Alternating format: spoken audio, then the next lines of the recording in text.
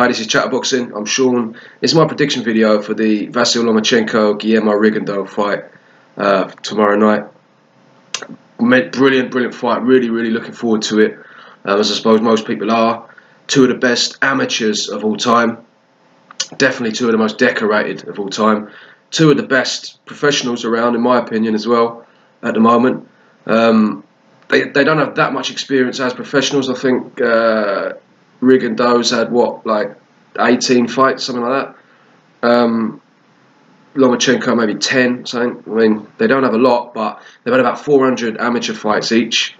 So there's nothing really they haven't seen. That they've been there, seen it, done it, got the T-shirt, etc. So you really are dealing with two masters in the ring together. I give them both massive credit for taking the fight. Neither of them really needed to. They're not in the same weight class. There's no obvious reason why they had to take the fight. So they've both done it to basically give people what they want and to test themselves. Bob Arum as well. Give a lot of credit to Bob Arum for this, because people, quite often have a go at Bob Arum. He gets a lot of stick, but he's putting on a fight that everybody wanted to see, and he's the one who's making it happen. He's the one making the investment. So credit to him as well. In terms of, let's start with Lomachenko. In terms of taking on this fight, I mean, he's taken on someone in Rigondeaux who is, he's below him. He's in his weight class. He's not in the same weight division. So he's below him in terms of weight.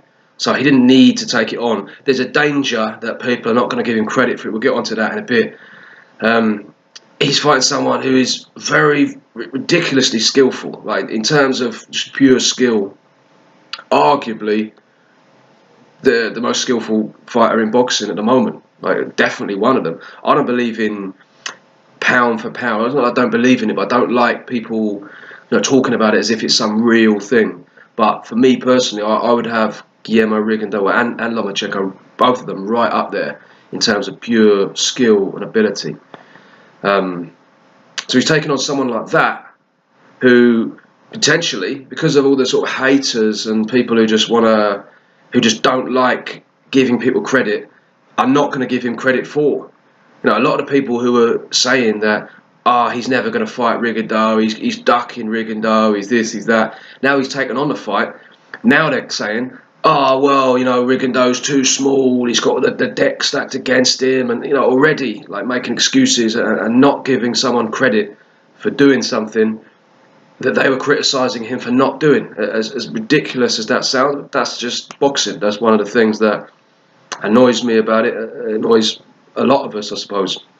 So he didn't need to take on that challenge, but he has, and he's done it, in my opinion, because he wants to give the fans what they want, and just a competitive spirit. I think someone like Lomachenko and Rigondeaux, they don't have many people on their own level. Do you know what I mean? Like, someone who's, if you're Lomachenko, you think you've won 400, well, I don't know if he's won 400, but he's had 400 amateur fights, won the vast majority, won 2 gold medals. He looks at someone like Rigondeaux and thinks, yeah, this is another person like me. This is a real challenge. I want to be the man. Rigondeaux, same thing. So that's what gives an extra element to this fight in terms of the competitive nature, the kind of characters you're dealing with in that ring. So yeah, in the case of Rigondeaux, he didn't need to take this fight either. He's had a kind of rough time in boxing. He's had a lot of people have ducked him. He's had very appalling management. I didn't like it when he signed for Rock Nation instead of Al Heyman at the time. It's obviously none of my business, but from a sporting perspective, I think that he took on. He obviously got given a lot of money by Rock Nation to sign for them, knowing, or at least suspecting, that he wouldn't get very many good fights through that. But he took the money instead. I mean, I don't really blame him for that. He's, people, they're prize fighters. He wants to earn money. He's getting punched in the face for a living. He's got a family. Comes from a poor country.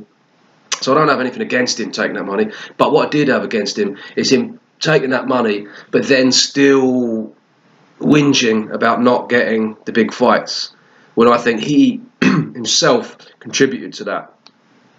So that's something that I didn't really like, and basically he had pretty much like martyr status in boxing with a lot of boxing fans. Now all over the world, whether it was in America, in Britain, in Latin America, he was pretty much considered a martyr. And although he does have a few haters, generally most people think it's almost like he can't do anything wrong. So he could have quite easily not taken this fight and still got basically the credit for it. He would have still got the credit for like trying to make it happen. People had ducked him. Do you know what I mean? And everyone would have blamed Lomachenko. So he's got a lot to lose. He didn't really need to do this. He could have just basically not done it and still got the credit for it. But he's decided, like, no, I want to test myself. I want to fight Lomachenko. Yeah, he's getting some money for it, but I do think it's got a lot to do with the fact he's got to the end, towards the end of his career. He hasn't got those sort of marquee names, and we haven't really seen how good he is. I mean, we kind of have. We've seen glimpses of it, but he's had a bit of a disappointing career through, as I say, the two, basically partly his own fault and the management, and partly other people just blatantly ducking him. So, as far as all is forgiven for me, we are where we are now. So this fight is going to be made, and I'm very, very looking forward to it. In terms of the actual fight itself, it's a very, very tough one to call. I mean, people are thinking that Lomachenko is bigger, so that is a big plus. I mean, it is slightly, but I don't really see Lomachenko fighting in that kind of style. Do you know what I mean? He doesn't really fight like, using his weight. He doesn't like sort of lean on you. He doesn't try and like bully you on the inside. He's like moving around quite a lot. He's got shorter arms than Rigondeaux. I don't know if he's a harder puncher. I mean, Rigondeaux's a very hard puncher. So I don't really think the size is going to be that much of a factor. It may play a bit of a factor. I mean, Lomachenko, obviously very experienced. He's probably able to do a lot of stuff that we haven't necessarily seen. But looking at it, I wouldn't say that's going to be a massive factor in the fight. For me, the big advantage that he has is his work rate, and he gets into that rhythm, and I just see him, bit by bit, he'll start off and he'll just get his rhythm, and then he'll just start teeing off on people, and he's done that in the past. We've seen him do it. People wear them down, knock them out, make them quit. He just seems to get better and better as it goes on, and he just kind of, gets himself into it and finds his range, finds the angle, just sort of wears out the opponent. So I think that's the key for him in this fight. Rigondeaux, we haven't seen Lomachenko fight anyone with that kind of skill, that kind of balance and movement. Like, you see Rigondeaux like literally kind of glide around the ring. You know what I mean? He can sort of lean, duck under, and come all. His movement is going to be, it's going to rival Lomachenko's. So that's interesting, and the reflexes that he has are unbelievable. And he comes with that counter punch, especially that left hand. Another thing is Lomachenko very often, like, kind of, because he's a southpaw, goes round like the side. You know what I mean? He'll kind of come round the side and get you there on the blind side. Now, normally when he's doing that against orthodox fighters, and he's kind of moving away from the big right hand. Now, with Lomachenko, with Rigondeaux, he's going to be moving into the range of the big left hand.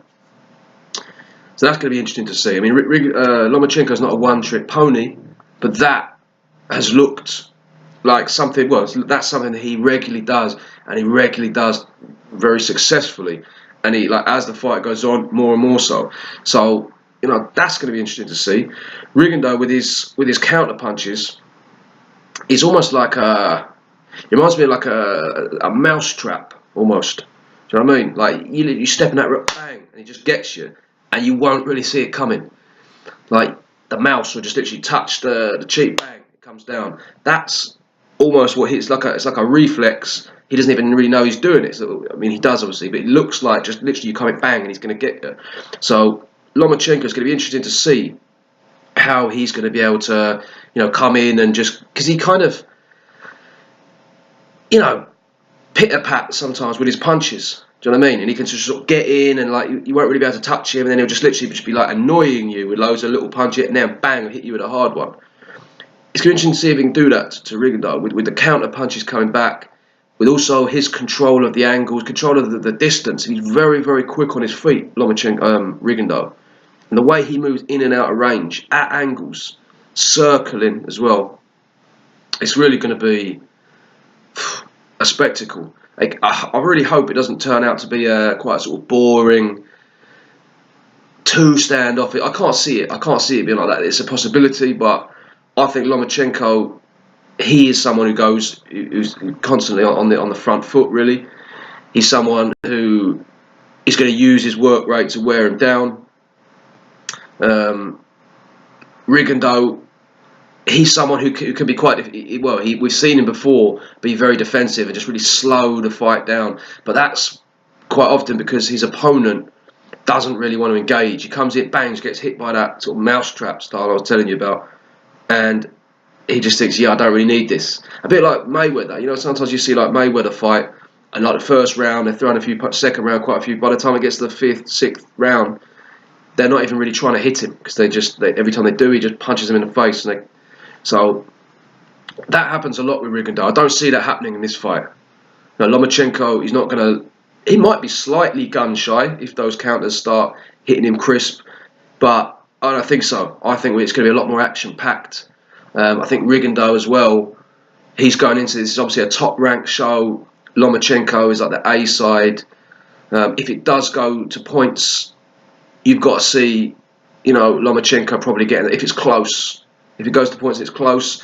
Hopefully it's all above board, but you got to think that the judges would favour Lomachenko. Firstly, because he's like the home fighter, and secondly because he's just much busier and much more aggressive. So you'd think that Rigondeaux would understand that, and he would try to up his own work rate. In any case, I don't think Lomachenko is going to let him just slow it down and that. It's a difficult one for me to predict. I can see Lomachenko. I think Lomachenko is going to win. I think Lomachenko is fresher. I think his work rate. I think both of them, in terms of skills, they're quite evenly matched. But I just think that Lomachenko, being busier, being younger, being fresher, he's been more active as well. He's been fighting much better quality opposition recently as well. Guillermo Rigondeaux, obviously he tried to fight the top fighters. They didn't want to fight him. But then he didn't really fight the contenders after that. He fought people like the likes of Jazza Dickens and a few other people, when perhaps he could have got a few people in between. I don't know if it's got a lot to do with the fact he was getting well paid by Rock Nation for whoever he fought. So he's trying to get people like Carl Frampton, Leo Santa Cruz, etc. They didn't want to know. So he then went quite far down the scale. So I do think that's going to be a factor as well. I don't know how big a factor it is, because when you've got someone as special a talent as Rigondeaux, and someone who just stays in the gym all year round, he's going to be sharp. He's going to rise to the occasion. But I think all things considered, I think that Lomachenko is going to just sort of wear him down. Now, I've seen Rigondeaux on the floor before. When we're talking about the size, I don't think the size is going to play that big a difference in terms of how the fight goes, but it may come into play in terms of he's not going to be able to take that much punishment. You know what I mean? He does have good defence, but 12 rounds with Lomachenko really putting it on him, I wouldn't be surprised if there's a late stoppage for Lomachenko, just from basically wearing him down. Now, I wouldn't be that surprised if Rigondeaux won either. I'm certainly not saying that this is a foregone conclusion. Rigondeaux, when we have seen him fight against like we saw him fight against Donaire, he really did put a masterclass on. Now, Donaire isn't Lomachenko, but still, that fight wasn't even close. And he just sort of raised the level. So it is possible that he could do that in this fight.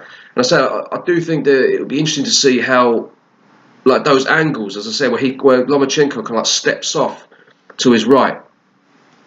That's going to be hard to do against Rigondeaux. So I don't know how much of an effect that's going to have. I don't know how much Rigondeaux is going to be able to slow Lomachenko's pace down with his movement, with his brain, and with his counter-punching. So, yeah, it's a difficult one to call. I definitely wouldn't put any money on it, but I'm thinking that Lomachenko is going to win either on points or by a late stoppage. Now, I hope whoever does win, to be honest, I hope they both get credit from me for taking the fight. I mean, unless something ridiculous happens, they're both going to get massive credit from me for taking the fight. I like both of them. I think they're both very good. I don't know what will happen for Rigondeaux if he does lose. Maybe, I mean, I don't know how old he is. Is he like 38 or something? Obviously, at that weight, that does play more of a part. So I would hope that after this fight, Rigondeaux, his profile has been raised and he gets a few more opportunities. And a lot of the people that say they support him and go, make a big deal about him, actually turn that into going and watching fight, supporting his fights on TV or whatever, but actually get behind him in reality. And hopefully he can get some other good fights apart from this. Lomachenko, I mean, he's obviously at an earlier stage of his career, and if he does beat Rigondeaux, then the world is his oyster. So, yeah, I don't really have anyone I particularly want to win. I like both of them. I hope they both get credit from everyone. I'm sure like a lot of people will find reason to discredit whoever does win. But as far as I'm concerned, may the best man win. Looking forward to it, and thank you very much for watching.